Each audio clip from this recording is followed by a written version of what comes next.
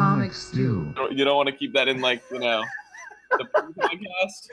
We don't need to keep that in a need-to-know basis? No, I mean, I'm cool with talking about it. I just don't know that anyone wants to hear about me. Oh, well, yeah, we'll keep it. We'll keep it under wraps.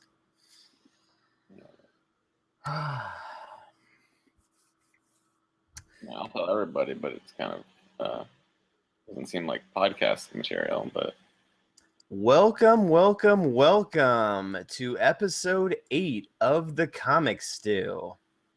Guess who's here today? That's right, the same people that always been here. Aaron, and I'm joined by my good buddy JC. What's up? What's up?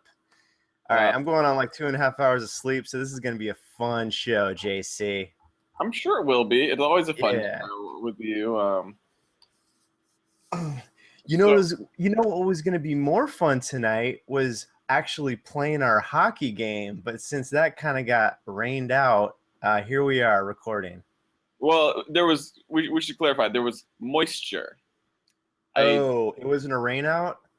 They said moisture, so I was thinking maybe like Frank got a really big check. Someone paid him off to not play tonight. That may be possible. I don't know what happened there. Yeah, so that was supposed to be game 1 of our season. But anyways, this podcast is only fractionally about roller hockey. It is mostly about comics, TV, movies, all that good stuff. I'm joined here every week by my good friend who is undergoing very many changes in his life lately. Very many changes. Mr. JC. Make it sound like I'm, getting that operation taken care of. Well, you might be. Who knows? Who am I to say that you're not? I haven't seen you forever, so you might be undergoing some serious change. Forever either, so don't put this onto me. You haven't hit me up either because you've been, in a cave of your own making as well. Whatever. What do you know? You don't know anything. I know some stuff about you, though. Oh, yeah, this guy's been going on dates. He's been too busy to hang out. Hey, you've been too busy to hang out, too. You haven't hit me up once. That's true. Actually, my buddy Chris was in town for like 2 weeks. It was great because he was gonna stay for a week, and I always love having Chris out. And then about like 5 days went by, and he told me, "Hey, man, I think I'm gonna stay another week." And this is how much I love my friend Chris. I was just like, awesome. So he stayed 2 weeks, and it was great. So we should clarify that I've been busy with a woman, and you've been busy with going on dates with Chris. Yeah, I've been busy with an overgrown hairy man sleeping on my couch for the last 2 weeks. So I've also been extremely busy with other stuff. Maybe be a little less judgy. All right. Well, what can I say? I can't fight you on that. So I just have to just jab and throw some barbs in there. JC, come on. All right. All right. Before we go on, before we go, what are you drinking? What you sipping on? I'm not sipping on anything right now. I am remarkably very tapped out of booze in my house at the moment. So, any particular reason for that? I had a couple coworkers over the other night, and yeah, the last of my supply, and I haven't been replenishing because I haven't been here very much.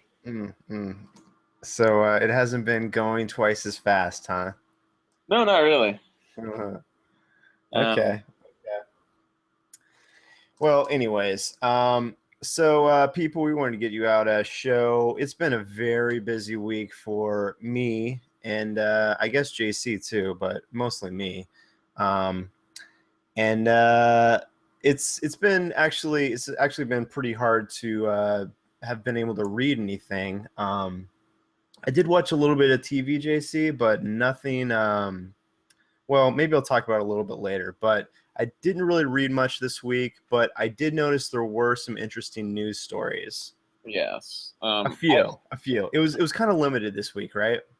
Yeah. I mean, it was limited. I read a little, went and saw Flick we can talk about. Um, Wait, what? I saw a movie. Did you see The Hateful Eight? I did not see The Hateful Eight, so Oh, don't. you saw Star Wars again. No, I saw Anna Anomalisa. Oh, Do you know what that the is? hell is that? It's the new Charlie Kaufman movie of Eternal Sunshine and Being John Malkovich fame. Hmm. And it's all stop motion puppets. And it's a weird fucking movie, man. It's Yeah. like I would recommend watching it. It's a good movie, but it's bizarre. It's his most bizarre work, and he's one of the more bizarre writers out there. Sounds pretty hipster-tastic. Oh, hipster-tastic. Yeah, it goes great with your hipster-tastic beard. No, I haven't seen any of his movies. I heard Being John Malkovich was really good, but You haven't seen any of I those haven't seen movies? it. No, I haven't. You, but yeah, I mean, Haven't we established I don't watch movies, JC? sure. But yeah, Anna Anomalisa is on Rotten Tomatoes certified fresh 93%. So, Ooh. you know, What's old Star Wars at? also 93%. Oh, interesting. Revenant Um, 81 and Hateful Eight 74. Speaking of old Star Wars, guess who saw that again? You finally saw it again? I did see it again. Yeah. It's funny because when like the first 2/3 of the movie, I was really thinking that my opinion was going to be significantly changed by the end, Mhm. and in some aspects it was, but by the end, I I wasn't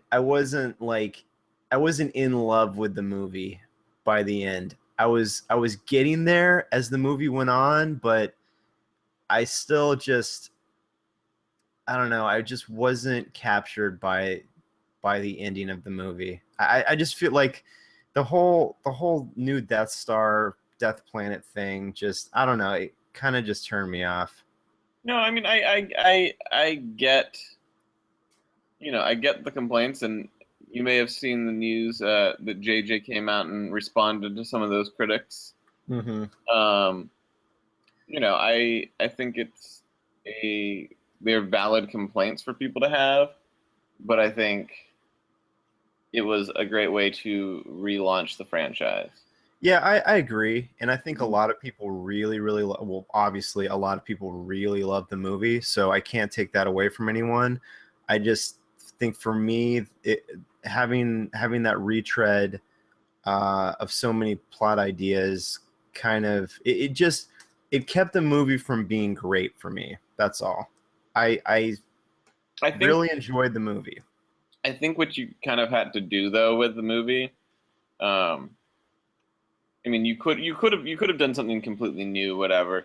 But I think you had to kind of reintroduce, revamp, and then like really set up episodes 8 and 9. And Yeah, I think that's where you're gonna see the better movies.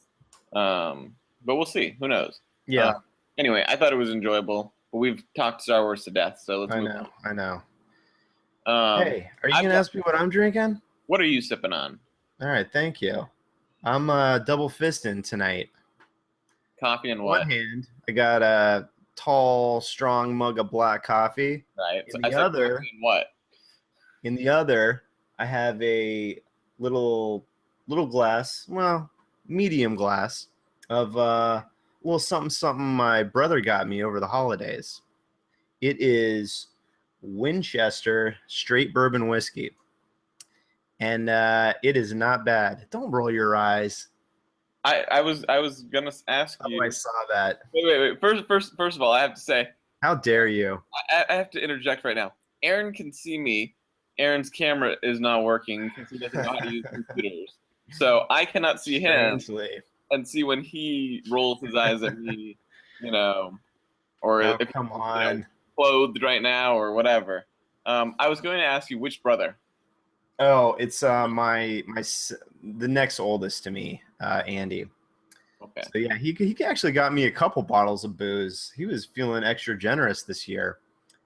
He got me the Winchester, which is a nice, like smooth 80 proof bourbon. A little spicy, but it's like perfect on the palate. Like you can drink it neat, and it's pretty good on the palate. And I also got a nice bottle of Glenlivet Scotch from him. So he was definitely feeling good about me this year. That's good. So thanks, bro. Yeah, or he thinks you have a problem and is, helping you out with it. Yeah, helping me, furthering me down the road of alcoholism. Yeah, He thinks exactly. I have a problem, so he's gonna put the knife in my back a little deeper. Exactly. So let's get into some news and out of the blue talk. I've got it's listed on our document as a mystery item. Oh yes, I've been waiting for this all week. You've been waiting for this all week, so I thought I would let it come out now. I don't know if you have, and I don't think you have, or it would be on the doc already. We've received a few comments from fans, and I wanted to read them aloud for the Oh God. for your education. Okay. Now this comes from a dear fan, big fan of the show. He's watched all of our episodes. This is from episode 5, which you may remember was about Star Wars. Seems like the same episode. Haven't we done like 7 episodes about Star Wars now? We may have talked about Star Wars once or twice. So, and this is a direct quote, so I don't want to mess it up. So I'm just going to read the quote, and then you can respond. Please. Sweet fucking Jesus. Wait, I'm not done. Okay, I think I know who this is. Aaron sounds like the biggest bitch ever for the first 10 minutes. Here's an idea. How about instead of coffee, you go buy a defibrillator? Oh, was that when I was sick? And was that the episode I was sick?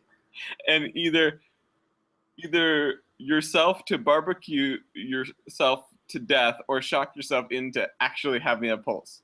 Or at least finish the goddamn coffee before you hit record to talk about Star Wars. Wow. If you don't want to do the show today, then I am definitely waiting until next time. This is bullshit to treat Star Wars like it's the goddamn Horse Whisperer or some boring ass shit. I hope that coffee makes you shit yourself or at least burns your tongue. And the number of spelling mistakes in this are truly internet worthy. Who is this addressed by? Something about a dog. Oh. Yeah, I don't know who that is. Yeah. Well, thanks for the feedback, Mr. Dog. And then I've got another one from the same dog. Oh, we got 2 from the same guy? From the same guy. Or maybe it's a girl. And this was from episode 7. And this is a direct quote. And I'm assuming this is about our video game discussion. Oh. Neither one of you guys played Rocket League? Filthy casuals. You know, that was before you had your PS4, right? When that game came out for free. It would have been before, yeah. Yeah. I've heard so many good things about that game, and I own it. I just haven't really got around to playing it. Much like even trying it. Much like you haven't played Arkham Knight and I have played Arkham Knight. I just haven't beat it yet. You still don't know like who the. I know. Don't even mention it because it will get spoiled now for me. Like someone will spoil it. Oh jeez, I just dug myself a hole there. Yep. Thanks a lot, JC. No, you dug my hole. Look, the game has been out for like almost a year. I know. I have no excuse, and I've been kind of like in a very dumb way. Like I've stayed clear of spoilers, but I know for some reason, like over the break, I tried to get back into Arkham Knight. Like I played it for a little bit, and I probably played it for hour and a half, and for some reason, like Batman is just not clicking for me right now. I love those games. I've played all of them, and it's just not clicking right now. Let me guess. I don't know. Destiny. A little bit. I've played very few video games. I did start playing Diablo 3 because I got that over Christmas as well. So I made a couple characters in that, and I was playing that with some friends. That's a great port to consoles. I'm playing it on PS4, and that's a fantastic little game, JC. Diablo 3? Diablo 3, yeah. It's the Ultimate Evil Edition on PS4. It includes like all of the content, and it's really fun. Cool. Good, cool, like hack and slash, lootathon. Have you played any of those? Have I played a Diablo game before? Yeah. Yeah, I haven't played this one, but yeah, I mean, I played Diablo before. Like, How many Blizzard games have you played? I don't know, a lot. Well, I mean, they don't have a lot of games. I mean, they're pretty Well, right. they've been pretty limited on their output, but they're all quality. So, I mean, did you play Warcraft? Did you grow up playing Warcraft or StarCraft? Yeah. Yeah. I mean, I was not as big a fan of StarCraft. That was around the era of Total Annihilation, and I was more about that game. But of course, I played StarCraft. But I was more of a Total Annihilation person. So. Gotcha. Yeah, I've always been more into StarCraft. Yeah, well, and Age of Empires also. Love those games. Yeah. But Warcraft was the shit. All right, well, should we get into some news? Yeah. So was that the first bit of news? That was the first bit of news. Oh, you know what? And I'm sorry. I keep bogarting you here. What's new, right? But I just wanted to apologize to all the listeners for last week's audio from me. I was accidentally recording from a new webcam I bought and instead of my desktop mic. So apologies for last week's audio. JC, go ahead. That's just the way his voice sounds sometimes, guys. Do you want to apologize for your shitty audio all the time? No.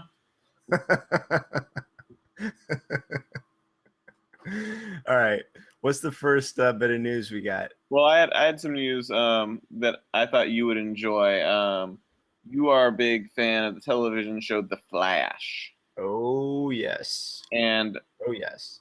A famous pop culture director by the name of Kevin Smith is apparently going to direct an episode of The Flash in the next Who? No, I know Kevin Smith. Wow. So I'm assuming this is going to be an episode where the Flash doesn't run and he just talks a lot.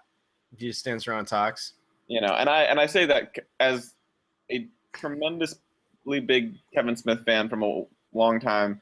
I've met the guy a bunch of times. He's awesome, but yeah, I mean, he's known for talky, less visual. Yeah, he is kind of a one-trick pony. But that I mean, that's unfair. He has actually developed quite a bit as a director in the recent years, to a much more visual style than he had traditionally with his early movies. So, and I'm sure he has enough of if it's like a story that he's written, I'm be stoked about it because he's a big comic fan. So well, that was my question. Is he also writing the episode? All I saw was that he was directing it, but I'm hoping that it's some creative control as well, because that would be well, you would think, and because I got to be honest, I mean, hearing Kevin Smith is going to direct an episode of The Flash, I mean, that means nothing unless he's also directly influencing the script of the show, because I mean, as far as a director goes, I mean, I would say visually he's not a great artisan behind the camera. Would you agree with that? Yeah, I wouldn't call him like an artisan behind the camera. I definitely think he has the directorial chops to direct an episode of The Flash. It's not like TV show for sure. Yeah. No, I'm not saying that. It's just like when you hear a certain director is guest directing on an episode, and you think like, oh, how's that going to look? Because he has a distinctive style. And Kevin Smith's distinctive style, as you alluded to, is a bunch of characters standing around talking. Yeah. Right. I mean, it's definitely more dialogue than anything else. So, yeah, you would hope that he has some writing control, especially as a comic book writer of note as well. Yeah, well, that's cool. I mean, I think if you've read his comics, he definitely has the flair for the visual instructions, I think. Yeah. He's written some dynamic comic books, so. Well, he's worked with some really dynamic artists. For sure, but it takes two to tango, so to speak. Yeah. In any event, well, that'll be. Do we know is it going to be on this season of The Flash? I think it's next season. Next season, okay. That's cool. They're already thinking about season 3. I love it. The show's so good. Yeah. That show is the quality bar is going up as Arrow's quality bar just seems to be shrinking and going down and down, unfortunately. Well, that may be an influence of Legends of Tomorrow coming out soon and stealing some of the talent. Yeah, I think what happened when The Flash hit was a lot of the writers from Arrow went to The Flash to start that show, and we kind of got the B team on Arrow season 3 and now season 4. But I am very interested in Legends of Tomorrow. How about you? Yeah, I mean, I saw the trailer initially a while back, and I think it must have been around Comic-Con or whatever. Yeah. And it looks like crack, so I'm interested in watching it. Well, you're a big DC guy, and this is like just an amalgamation of just weird and disparate DC characters being thrown together. It's so many of these C-level DC characters. Yeah. It's fascinating that it's a thing that's going to exist. Yeah. It's cool because it's a bunch of villains as well as, a few heroes like the Atom and Hawkman and Hawkgirl and stuff. Like there's a bunch of villains in the show, which I think is kind of interesting. It'll definitely be interesting to see. It's got some good casting, looks like some good effects, so we'll see how it turns. Yeah. Well, Mr. DC guy, you haven't seen any of these shows, so it will be something if it gets you to watch it, right? Yeah, I mean, I've thought about. I have watched The Flash, I should say. How many episodes? Like six of the first season, something like that. Oh, really? You stopped after 6? Somewhere in that range. I forget exactly where I was.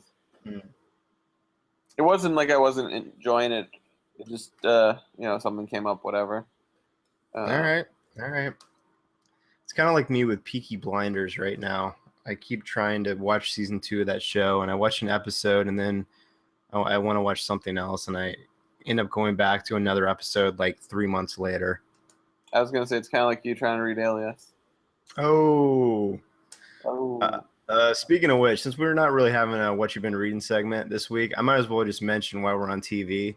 I did start watching Fargo season 2 this week, and I'm already on like the 4th episode, which with the week I've had is actually an achievement that I've managed to get 4 hours of anything in this week. But that show is incredible. Did you ever watch Fargo season 1? I saw, I think maybe like the first episode of Fargo season 1, and I liked it, but I just my TiVo messed up at the time, and then I was like, well, I'll go back and watch it later, and didn't. Yeah.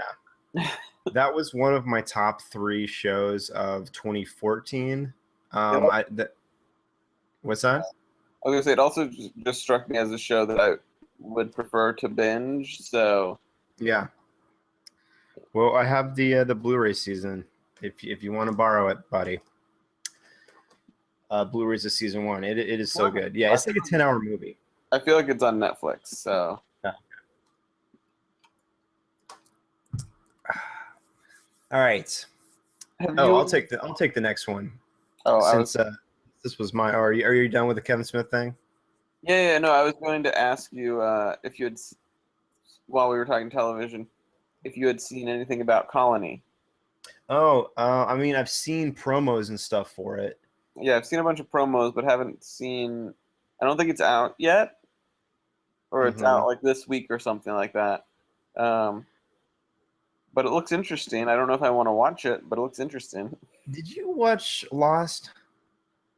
But I did not watch Lost. You didn't watch it? Okay, neither did I. I was wondering because I want to talk to someone that's seen that whole show and ask if Josh Holloway is a good actor or not, because everything I've been seeing in these promos, like he's not a very good actor, is he? Like that, like I think there's a reason he never like made a big Hollywood splash in the movies, but that's just like how he comes off in these promos.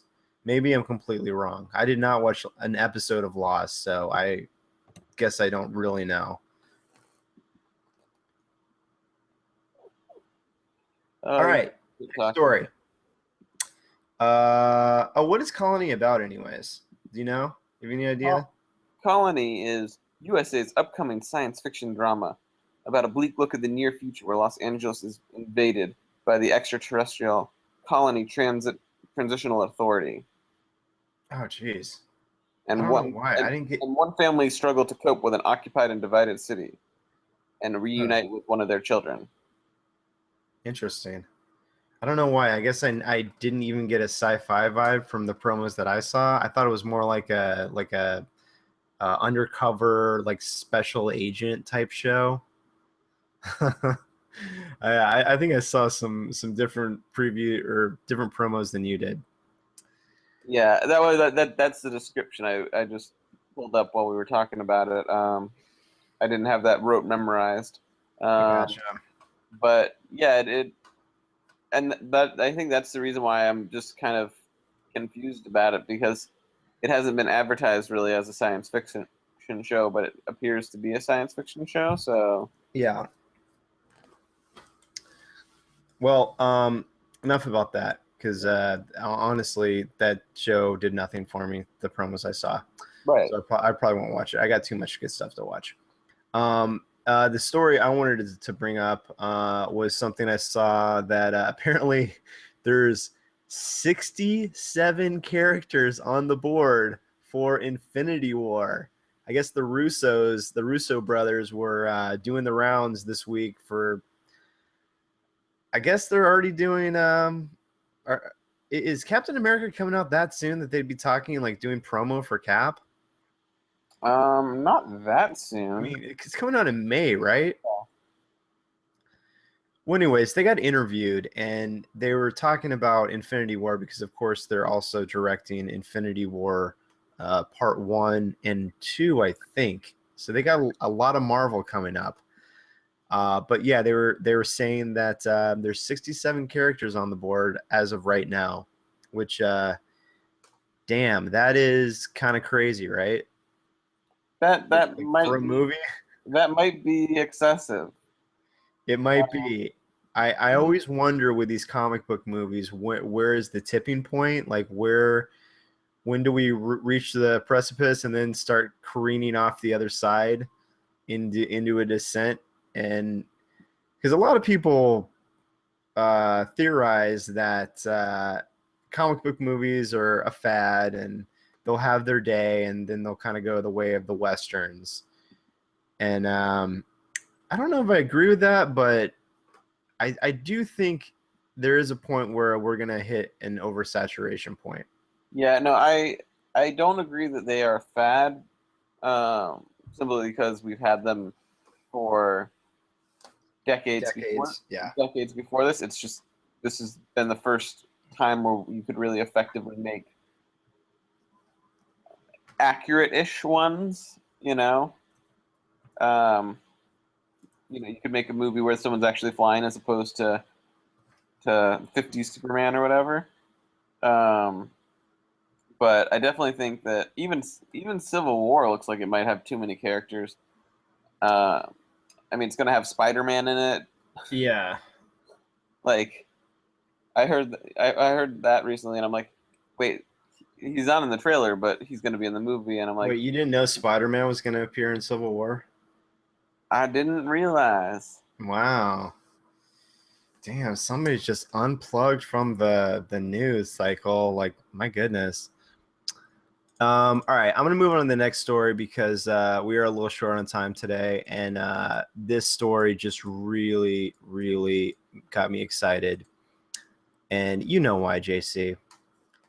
Because of course I'm talking about the sequel to one of my favorite movies of the last 10 years, which of course is the best movie to have come out about kaiju or giant robots. And this movie just happened to have both of them together. I'm, of course, talking about Pacific Rim 2, baby. It's not dead. That's what Guillermo says. Well, good for him. He's made a number of incredible movies. Yes, he has. But he's also made a lot of dubious choices, like backing out of The Hobbit. Well, can you blame him? I mean, that was in a holding pattern, and he wanted to, he wanted to get out of it so he could go do something else. So I just want to read the tweet. So this is from Guillermo. He says, Pac Rim 2 canceled? ? Don't believe everything you read. It's still going, and I'll remain with it one way or another! ! That's what I like to see. The enthusiasm. So apparently, I mean, it sounded like before this that the movie was pretty much dead, but either Guillermo is just completely in the dark and just such an optimist that he just won't let it go, or he knows something that we don't. I'm going to choose to believe the latter. Yeah, it sounds like I read an article about that, and it sounds like it could be not really a movie that would be produced in America. Mm-hmm. Because Pacific Rim produced a lot in European and Asian markets compared to... Yeah, it did a lot better in those markets. Yeah, compared to here, so it may be made directly for that audience. Yeah. Well, that's fine as long as it's. Hopefully it's still like an English production though. Like it's. Well, I mean, the actors are speaking English. Hopefully. I mean, Guillermo has made features that don't feature actors speaking English, so that's true. Who knows? It would be a little weird if the first one had that and the second one went completely foreign. I mean, then you would just have new cast of characters type of situation. Yeah, that's fine. I mean, I would be down either way. I just want to see more of that universe and more just unbridled creativity from Mr. Del Toro. I love him so much. Says the guy who hasn't seen Pan's Labyrinth. Hey, I'm saving that for a special occasion. Or Crimson Peak. I haven't seen Crimson Peak. I want to. It looks really good. Have you seen any of Guillermo's movies other than Pax Rim 1? I've seen Mimic. I've seen Blade 2. I've seen both Hellboys, of course. Pac Rim. What else did he direct that I'm not thinking of? I didn't see The Devil's Backbone. That was one of his earlier movies. And he had another horror movie in there, didn't he? I can't think of it. All right. Well, I'm not going to look it up right now, but don't question my Guillermo fanboy. My God, I got 2.5 hours of sleep last night. I can't even speak right now, but don't question my fandom. I think you were speaking of Kronos. What was it? Kronos? Kronos. He directed that? Yeah. Or produced it? Directed. What's that movie about? Kronos. It is I don't know, man. I don't know how to describe a Guillermo del Toro movie. Well, don't you have... I assume you have IMDb pulled up, which is why you threw that movie at me. I know you didn't just pull that out of your memory bank. I pulled that out of my memory bank, but I can pull Whatever. All right. Well, I'm going to move on. I pulled it up for you. A mysterious device designed to provide its owner with eternal life resurfaces after 400 years, leaving a trail of destruction in its path. What year was that? 1993. Oh, okay. Well, that explains that. Chronos, huh? So that was after The Devil's Backbone? Let me see on his. It was before Mimic, before The Devil's Backbone. Oh, wow. So, God, that was one of his. Was that his first movie ever? Looks like his first feature, yeah. Okay. Because I guess I got mixed up because I think The Devil's Backbone is considered like his first like big movie that won a lot of acclaim. But apparently he had one before that. Before that. All right. Moving on. I noticed that I guess this is just a quick news story, but I guess officially we have a director now for Black Panther. The director of Creed, Ryan Coogler. Yeah, sounds good. Confirmed as Black Panther director. So that's cool. I still haven't seen Creed, but I've heard it's great. Yeah. Stallone won Golden Globe for it, so yeah, must be good. Yeah, that is cool. Did Stallone write that movie or co-write Creed? I mean, he did create the characters. Well, yeah, but didn't he have a hand in actually scripting the film? Probably. Ooh, the next story we should have brought up earlier because we were talking about Legends of Tomorrow. I just saw this little tidbit, but apparently Jonah Hex is going to be in one episode, which is awesome. Right, Mr. DC? Hey, it's cool, man. Like I said, it all depends on how it's done. It depends on... This show just has... It reminds me of 67 characters in Infinity War. It's... How's that all going to play out? If it works, then great. You know? Well, you know the concept of Legends, right? Yeah. No, I know the concept. And again, like I said, if it works, cool. It works, cool. If it... You know... Well, it's the concept is heroes and this group, this unlikely group, kind of traveling through time, was the way that I thought it was going to go down. So they could potentially meet anyone. Yeah, no, obviously. But we'll see. We will see. Stellar insight from JC once again. Thank you, sir. Look, I don't know. Like, I'm Appreciate excited. I'm excited to see that, but I don't know if they're gonna pull it off right. Did you grow up or have you read a lot of Jonah Hex in your life? Not a ton. Not a I've ton. read some, not a ton. I was a pretty big fan of the Jimmy Palmiotti run, and I especially love that issue, the single issue Jeff Lemire did that he drew. I think it was like issue 68 or 69 or something around there. It's a great character. It's unfortunate that the series has always been kind of dogged by low sales, but it's really cool that he's appearing in something that isn't that god awful adaptation that came out in like 2011 with Josh Brolin. So hopefully this will rectify what happened before. I'd block that from my memory. Good. Now there's a true DC fanboy. All right. Well, apparently these are all my stories because I wrote them down. But I did notice something else that actually recently that I thought was cool because I'm a... Hey, Aaron, kind of a dick comment. Kind of a dick comment?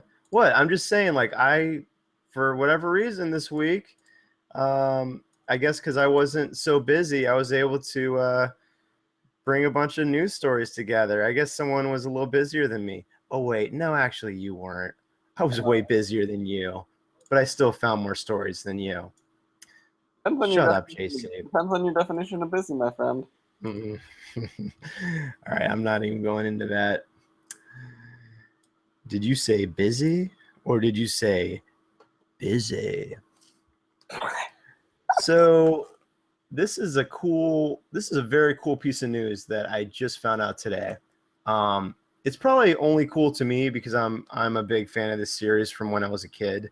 But apparently there's a new Chronicles of Narnia film coming, and it's adapting my favorite book in the series, The Silver Chair. So I am greatly excited about that. They say, the producers say that it's a completely new new entry point to the series. It's kind of a reboot, which doesn't really make sense because they've already made 3 and they're gonna make this one, which it is kind of a reboot because it's going to have it's basically going to have characters that haven't appeared in the other 3 movies, except for I think 1 or 2. But I guess they'll just get recast, and those other 3 movies will just get swept under the rug. But my point is, it doesn't really matter because the story kind of exists on its own. So I don't know why they're saying that it needs to be a reboot, but whatever. Semantics. Well, that is a movie series that has definitely produced a lot of movies that nobody has seen. Oh, that's not true. The first one did pretty well. The second one, it's kind of a movie series that's trailed off. I mean, Well, the third one, that's what I mean by that is it's trailed off. It started strong and it started strong, but then they made a number of movies that I feel like nobody knew about. not a number. I mean, they made the second one, Prince Caspian, which was pretty good. It was done by the same director as the first one. Pretty good movie. I think the numbers kind of fell off a lot from the first one for whatever reason.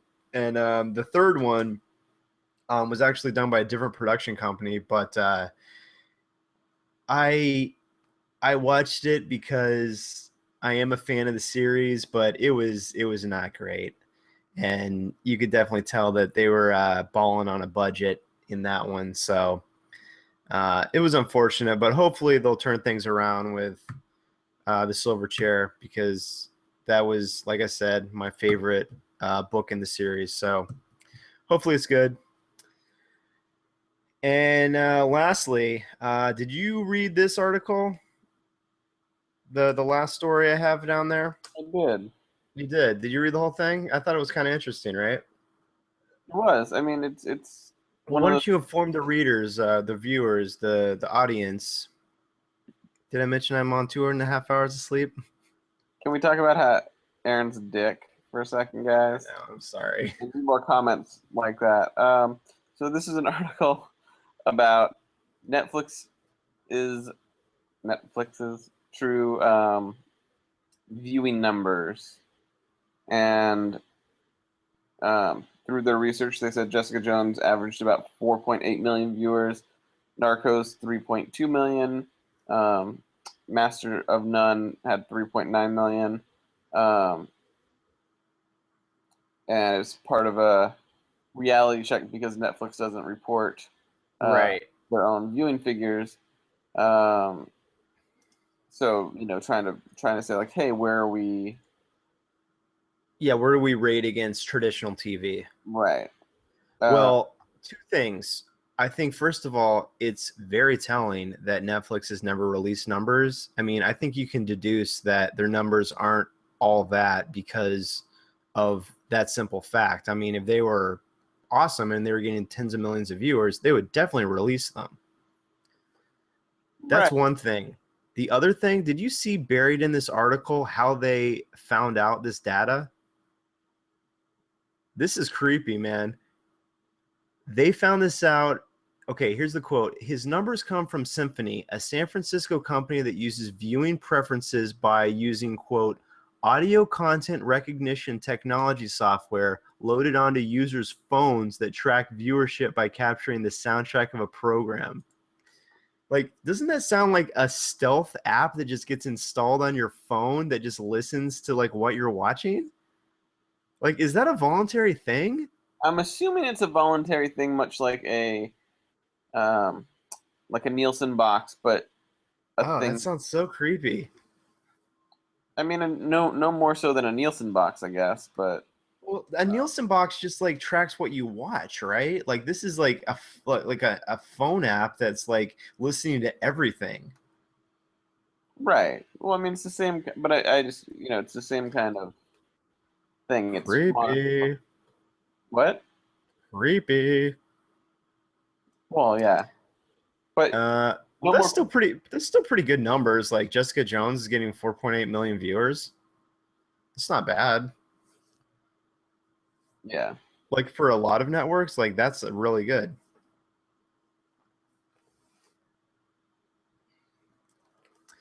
Have you seen? Speaking of which, because they cited Jessica Jones got about 4.8 million viewers, and then they cited Narcos brought in about 3.2 million. Have you seen Narcos yet? Haven't watched it yet. Hmm. But I was a big fan of Master of None, which I don't think you've watched. I have Um, not. I heard you talking about that though. Was it 2 weeks ago? Last week? I yeah. can't remember.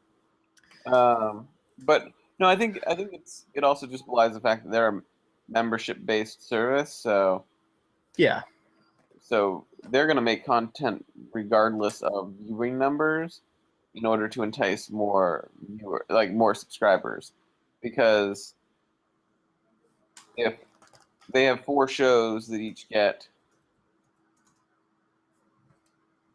a million new subscribers, yeah, that's all they care about. that's all they care about. Yeah, Because yeah, totally. you don't have to watch those particular shows as long as you're subscribing for one of their particular shows. Yeah, I think it is funny though this guy because he's associated with NBC, right? Um, let's see. Yeah. So it's basically NBC Universal that put out this press release, which it just sounds it's so callous of them to do this, like so petty. It's like Netflix has been at least perceived to be eating traditional TV's lunch, so we're gonna put out a little like report that kind of like looks down on that, and I'm sure Netflix are like, we don't care. I mean. Well, it could also be a ploy. How so? Here I'm going to talk about new X. Whoa. What was that? Sorry, I opened a link and it had a video that autoplayed. Oh, how dare you? I'm not writing down time codes, so this puppy's just going. 1,000 apologies, viewers. If it had happened to Aaron, it would have been cut out. Don't worry, guys. Hey man, perks do come with producing the show.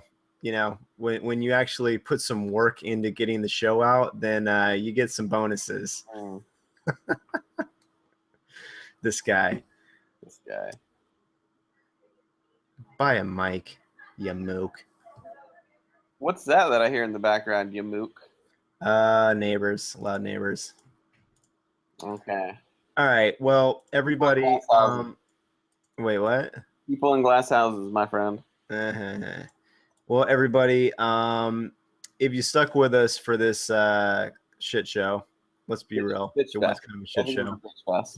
We wanted to get this episode out, but it's been a busy week for both of us. We really didn't get a chance to read a lot.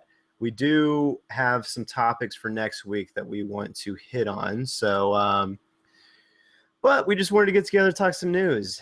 And since it's been a while since I did talk to JC, I'm glad I did. Well, people, thank you for being with us. My name's Aaron. JC is around. He's on Instagram at JC Argensinger.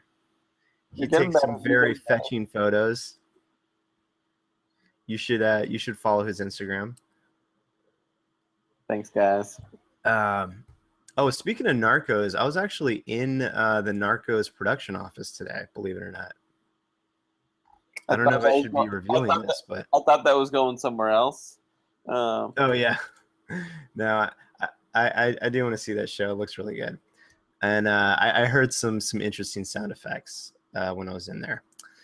So yeah, thanks for being with us, people. You can follow the show on Twitter at the Comic Stew. You can join us on our website at thecomicstew.com. You can email us at thecomicstew@gmail.com with any comments, questions, hints, tips, FAQs, anything you so desire.